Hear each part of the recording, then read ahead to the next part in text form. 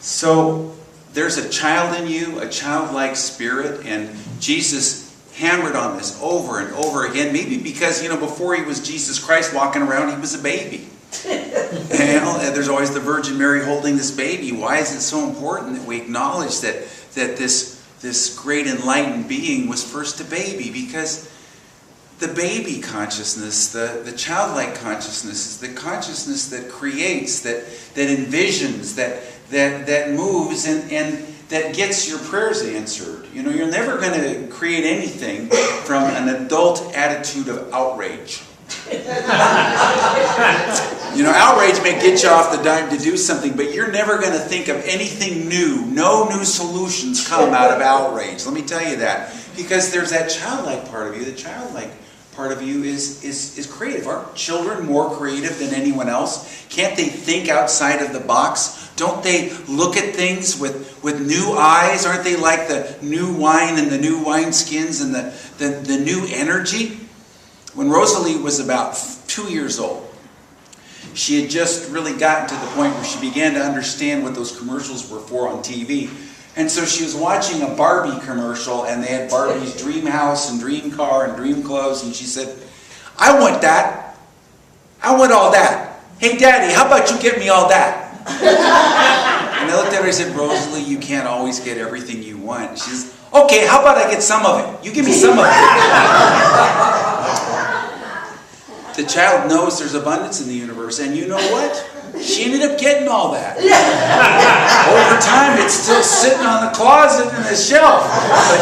But there's a creative aspect of you. This is very practical here. This sounds very fanciful. I sound like I'm doing some kind of theoretical talk about Jesus thing. No, this is the creative potential. This is the crux of things. Got to become as a child together. Got to become as a child, because that's the most creative place to be together. Because that's the most creative place to be. If you're stuck, you move into what Jane Hart calls.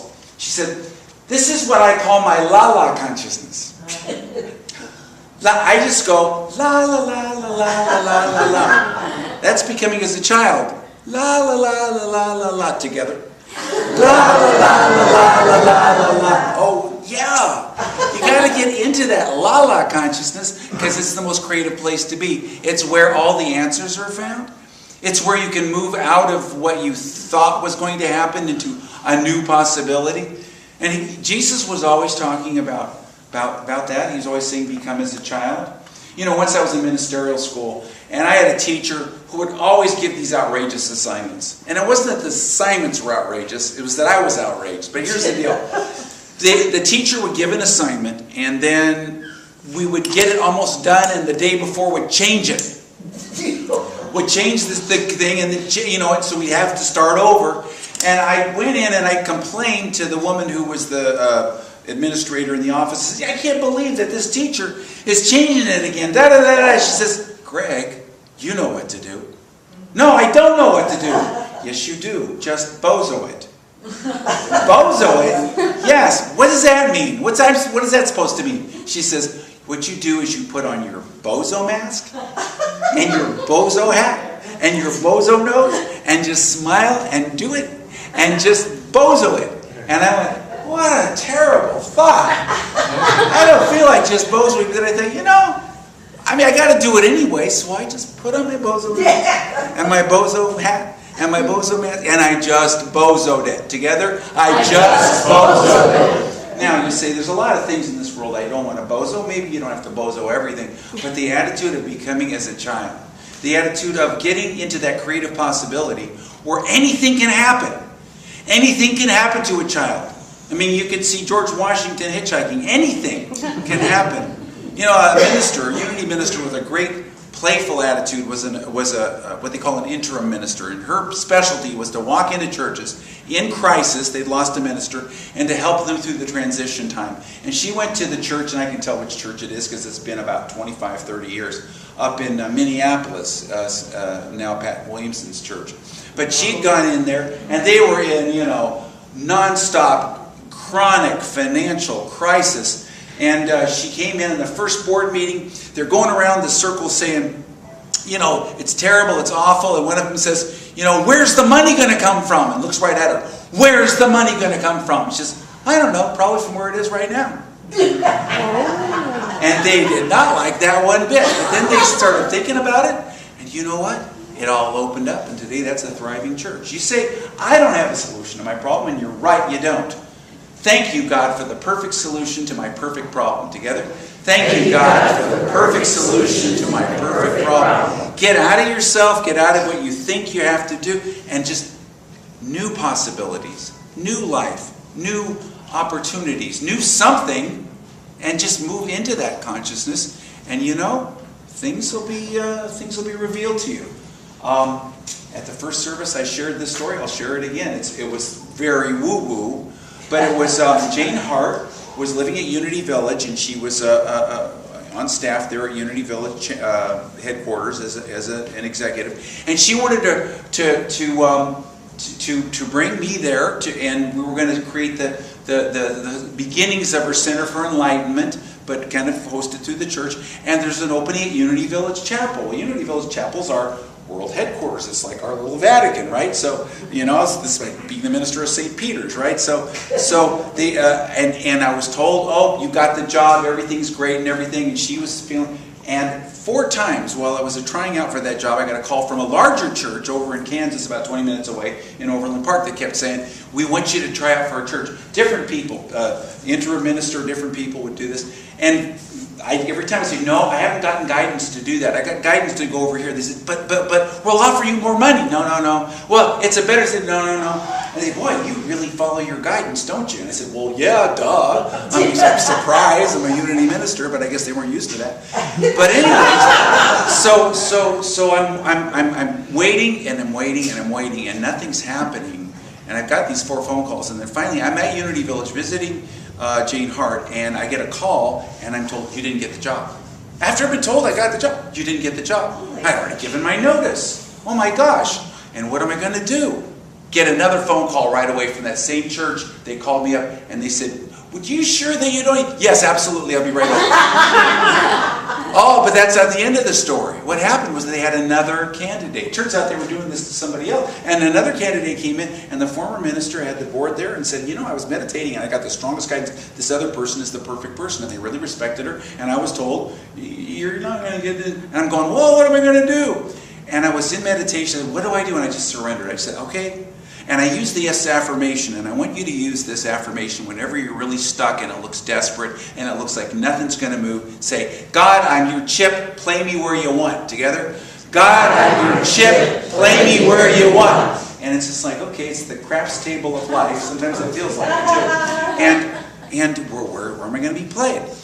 As I was meditating, I said that, I just saw a flash of a little cabinet that was in the garage that I put out there because it had warped, because it was in the desert climate and things warped there because of the dryness. So I went out there and I just opened a drawer, and there's a little micro cassette. Well, I think micro cassette tapes, I hadn't used one of these in years. I put it in a little machine. I had the machine sitting there, and I played it, and it was my voice saying, Greg, you are going to be the next minister of Unity Church of Overland Park. Oh my God. It was something I'd recorded 7 or 8 years earlier. I didn't remember it. I have no idea, but there it is. So I bring Lynn in, I play it for her, and then it, just like in Mission Impossible. It's self-destructive. So I couldn't prove it to anybody. And you know what happened? That other minister, who was a wonderful minister, I would have hired him myself, but his wife was a midwife, and she looked at the laws in the state of Kansas, which were very anti-anything, hippy-dippy, right? So she could not practice her midwifery the way she was used to. She had to go to a hospital and do all these things. And so she said, no, we're not going there. And so I ended up with the job. Now, where'd that come from? Okay, I'm telling you about this because if you get into a playful attitude, if you get out of your, I got to figure this out. I'm not locked in. I know the answer here. How often do you really know the answer? Look at those times in your life when you really had answers that came through that were truly transformative, that were truly just a complete it's usually from left field, isn't it? It's usually something completely different than what you had. It's something that only takes the eyes of a child. It's something that uses a childlike imagination, which brings me to the riddle. And I think I told this once when I first came here, so don't give it away if you heard it. Imagine a goose in a bottle. Now, imagine, how do you get the goose out of the bottle without breaking the bottle or hurting the goose? You imagine it out of the bottle because you imagine it into the bottle. But this is the limitation of our thinking. We think that we can think with our intellects and figure things out. But that example, as silly as it was, is about not thinking in the literal sense, not thinking in a linear sense. What if the world situations that you really don't like are custom designed to move humanity to the point where it's desperate enough to actually do something intelligent for a change? What if, like Einstein, who was very much, anti-nuclear war and anti-nuclear weapons, but he said, nuclear weapons may well be the loaded gun pointed at the head of humanity, making us not have another war. And you know what? We haven't had one. I'm not saying anything pro or con, but sometimes, as the Grateful Dead say, sometimes you get shown the light in the strangest of places if you look at it right. And sometimes things work. Well, God works in mysterious ways, His wonders to behold. And so we move with this consciousness. It's a childlike wonder. It's a childlike consciousness. But you've got to get out your self-importance. Get out of that heavy part of yourself. That down part of yourself. Remember the exercise that I've shared many times of the spiritual thermometer. How many people remember the spiritual thermometer? Imagine that you're on a thermometer and then imagine you're going up to a higher number. Now, that may not sound like much, but every time I do that, I'm in a different energy, I'm in a different consciousness, and sometimes I don't stop at 10. Sometimes I go up to, like this morning, I went up to 305. Well, you say, that's silly, it only goes up to 10. Well, not if I say it, doesn't it? I imagine it up to 305, and you know what? It's pretty cool up at 305. My point being that we can move into that childlike wonder and make the ego of us insignificant and small. I love this wonderful quote from Jesus. He said, who's the greatest in the kingdom of heaven? Jesus called a little child to his side, and then he set the child in the middle of them all. Believe me, unless you turn yourself around and become like this little child, you'll never even be able to enter the kingdom of heaven. In fact, only the ones who make themselves as small as this child become the greatest in the kingdom of heaven. As small as that child. As small. Do you remember how you felt when you were small? Maybe you were in touch with things. Maybe you were in touch with the wonder of life. I have a memory of when I was 2 years old, and I was running down the driveway, and I tripped or stumbled, and I skinned my knee, and I got up and I cried. And in that moment, I remembered that there was something that I had forgotten that I had promised myself I'd never forget. And I didn't know what it was, but I knew it was extremely important. And I thought, what is it? And I cried again because I couldn't remember what it was. I remembered it when I was about 8 years old, and I was on a camping trip, summer camp. And we went on a hike, and we were overlooking a lake where there were no people around, and it was beautiful. The mist was there in the morning. And I was just being. And in that being, I got in touch with what was there when I was 2. It was what I had forgotten, and it was who I was inside.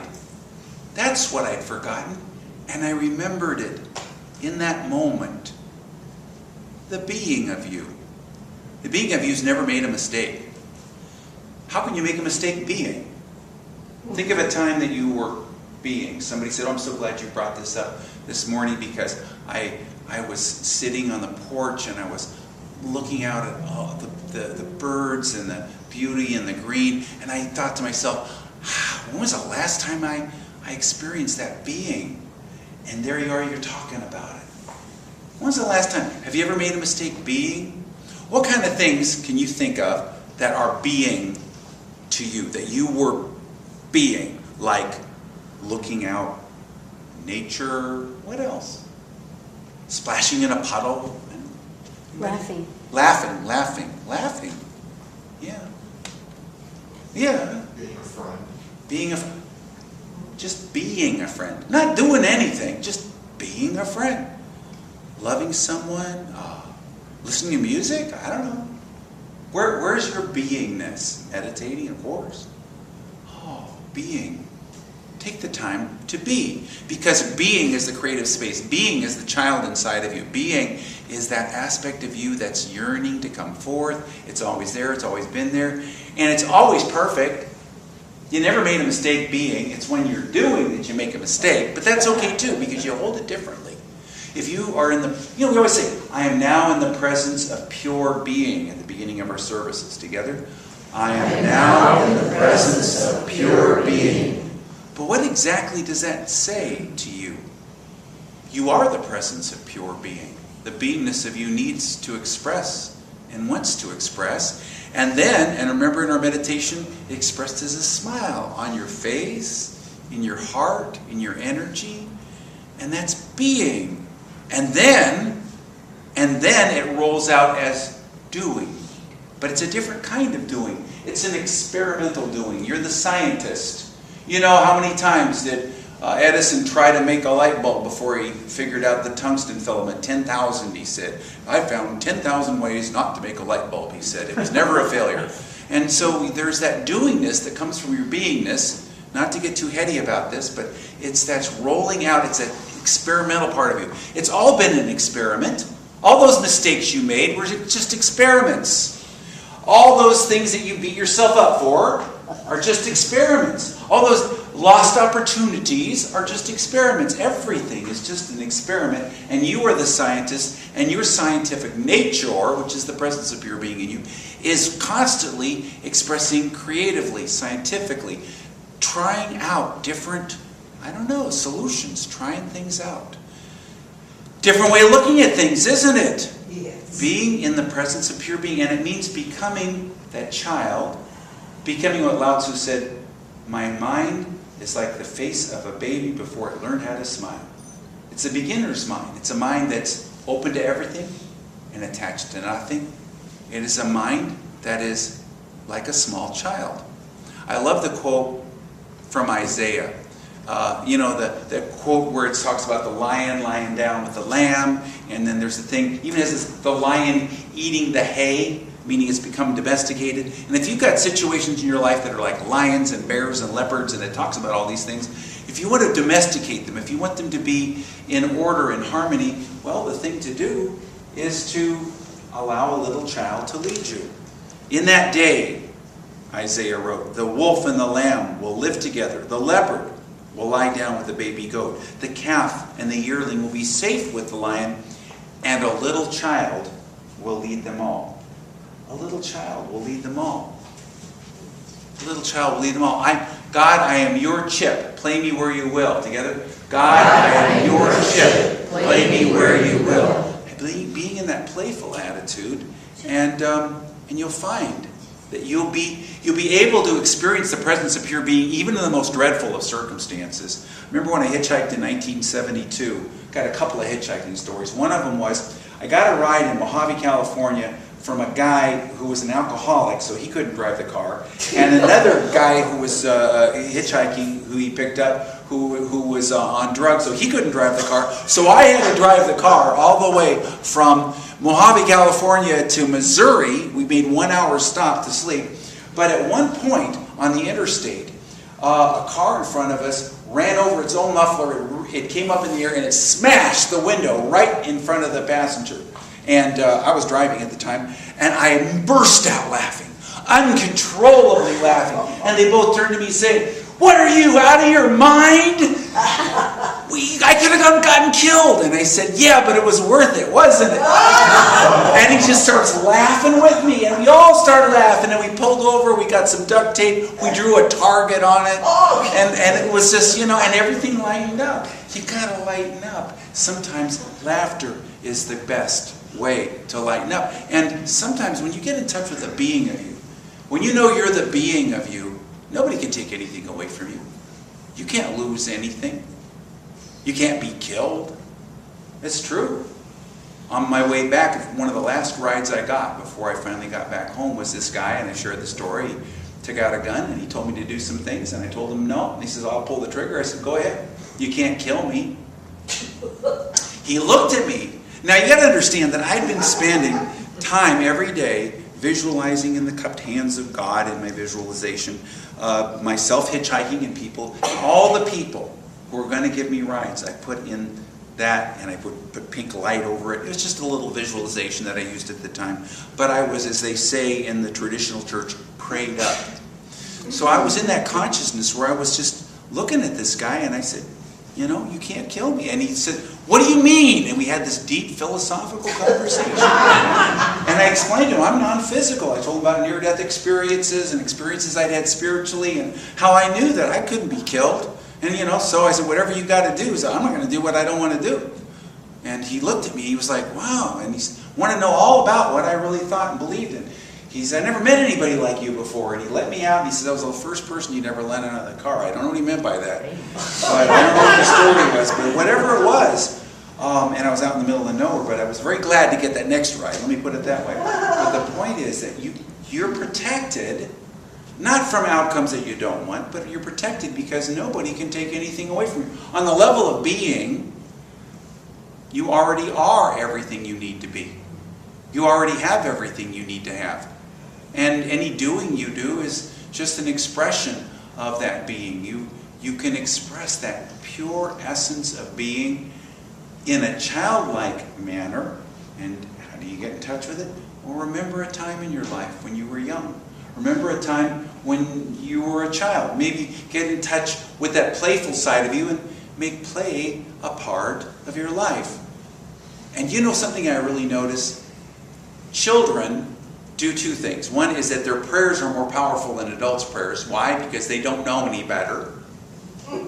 Right. Because that's called faith. They don't, nobody told them their prayer won't work. So they pray, and that's why every night I pray when people are sick in the church. I've been praying with one or the other of the kids every night, and Jason and I every night he reads a reading from Autobiography of a Yogi or Jane Hart's Spiritual Power Tools, and then he tells me what he thinks it means, and then we meditate for about 5 minutes, and then we pray. And when I pray with Jason, I know there's that special energy. He's maybe 15, so he's getting up there, but still, it's that energy. And another thing about children is that they are more receptive to receiving prayer. I notice animals are too, and again, because they don't know any better. They're living in another level. And we have that level within us as well. And we can move with it as well. You are not limited by space and time. You are not limited by this dimension. You know, you are not limited in any way. You're open. You're open. Embrace the space. Together, I embrace the space. Together, I embrace the space. You open up. You know, Betsy shared with me this week, I don't know apropos of what, but she said, did you know that if you took the nucleus of an atom and an electron and, you know, made it the proportionate size, it's as far from the nucleus of an atom to your first electron as from here to Alpha Centauri. 5 light years away. Yeah. So basically, you're all space. Explains a lot. You're all space. But how often do we want to embrace space? No, we want to lock it down. We want to figure it out. We get nervous if there's too much space in our lives. You know, I put on a lot of ministers' conferences, and you know the two things that cause the biggest consternation and all downright hostility sometimes in scheduling a ministers' conference is if you give a minister too much space, like free time, and choices. That got some people upset. You know, are you in your life open to not having things planned, not having things all locked down, having space that's not scheduled, and just being, and doing things spontaneously? You know, Jason and I went out of town this week. We spent a cabin in a cornfield, spent the night in a cabin in a cornfield, surrounded by all this whimsical art. And, you know, people say, what do you want to go to little farm towns for? But you know what? Don't just open your mind. Try something new. That's why I love Airbnb, because you can stay anywhere. But you just open up, and you can just try out something new. And it doesn't have to cost you any money. It just Every day, wake up and say, I'm on an adventure, I'm on a safari, I'm ready to move into something new. And then, I love this one, surprise me, God, with your goodness. Together? Surprise me, God, with your goodness. And allow yourself to be amazed. Allow yourself to be surprised. Allow yourself to have that look that Lao Tzu said of the baby before it's learned how to smile. Oh, just that mind that is that open mind that's open to everything and attached to nothing. So, let's move into this now a moment. One last thing is, I just read this week.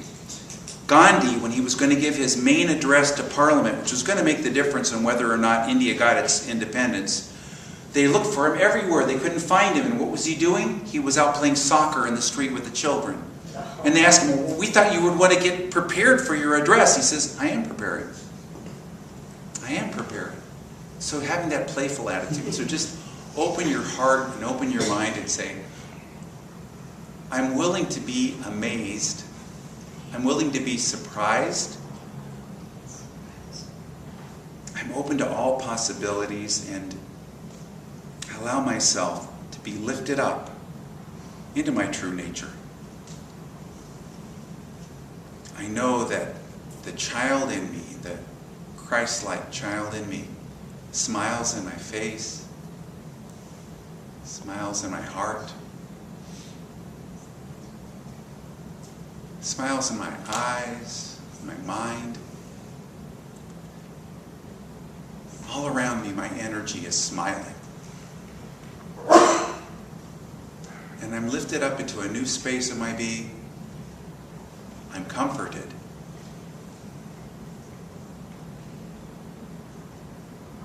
The wholeness of me, the allness of me. I am the presence of pure being. And my pure being is smiling. Thank you, God. So it is. And I want to begin our time of meditation by just reading to you a quote from Elizabeth Kubler-Ross.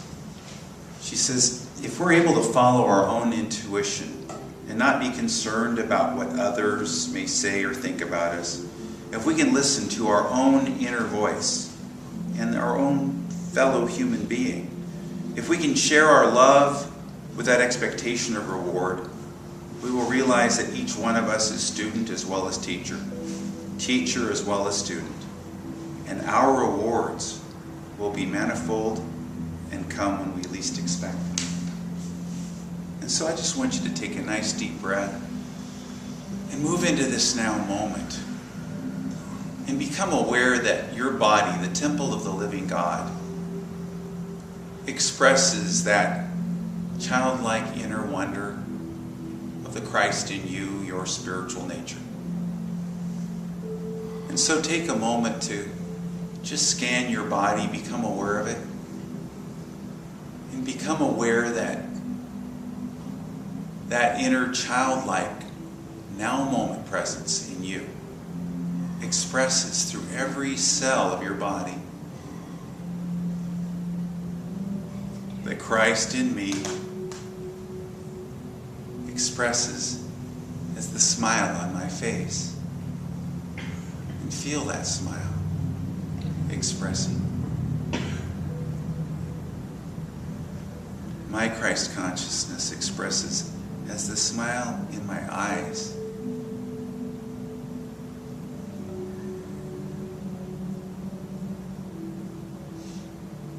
This inner child expresses as the smile in my mind.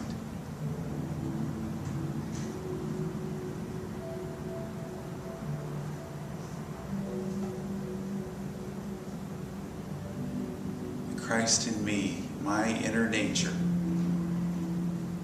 expresses as the smile in my heart. And I feel that smile.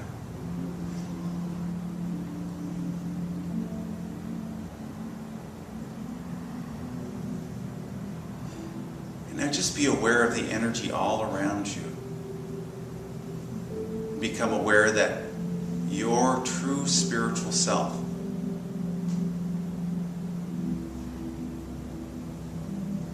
Is smiling through your energy field all around you.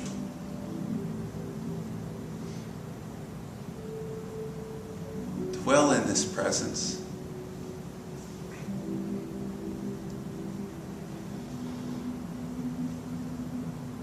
Rest easily in this sacred space.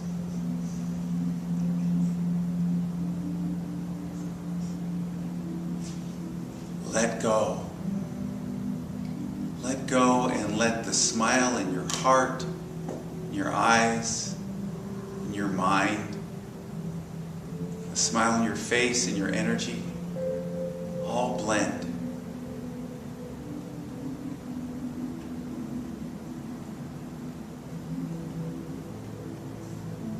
This is my inner child.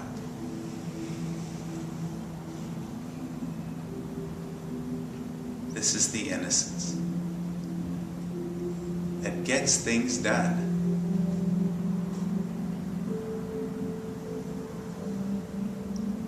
This is my being that has never made a mistake.